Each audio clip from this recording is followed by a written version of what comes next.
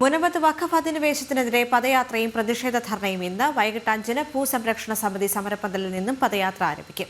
അതിനിടെ മുനമ്പം സമരം 125-ാം ദിവസം പിന്നിടുകയാണ്.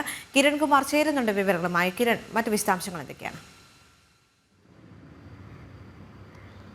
ദേവിക, ഈ റവന്യൂ അവകാശങ്ങൾ പുനഃസ്ഥാപിക്കുന്നതുവരെ സമരത്തിൽ നിന്ന് പിന്നോട്ടില്ല എന്നായിരുന്നു നേരത്തെ മുനമ്പം ജനത പ്രഖ്യാപിച്ചിരുന്നത്. ഈ സമരം 125 ദിവസം പിന്നിടുകയാണ്. ഇപ്പോഴും പ്രക്ഷോഭ പരിപാടികളുമായി തന്നെ മുന്നോട്ട് പോയിക്കൊണ്ടിരിക്കുകയാണ്. ഇതിൻ്റെ ഭാഗമായിട്ട് ഇന്ന് പദയാത്രയും പ്രതിഷേധ യോഗവും മുനമ്പത്തെ ജനങ്ങൾ സംഘടിപ്പിച്ചിട്ടുണ്ട്. വൈകിട്ട് 5 മണിക്ക് മുനമ്പത്തെ ഈ സമരങ്ങളുടെ എല്ലാം വേദിയായിരുന്ന വേളാങ്കണ്ണി മാതാ പള്ളിയിൽ നിന്ന് ആരംഭിക്കുന്ന പദയാത്ര പിന്നീട് ചെറായി ഭുവനേശ്വരി ക്ഷേത്രത്തിലാണ് സമാപിക്കുന്നത്. അവിടെ വെച്ച് തന്നെ പ്രതിഷേധ യോഗവും നടക്കും. ഏതായാലും നേരത്തെ ഈ മുനമ്പം വിഷയത്തിൽ പരിഹാരം നിർദ്ദേശിക്കുന്നതിന് വേണ്ടി നിയോഗിച്ചിരുന്ന ജുഡീഷ്യൽ കമ്മീഷൻ അതിൻ്റെ പ്രവർത്തനം താൽക്കാലികമായിട്ട് നിർത്തിവെച്ചിരുന്നു.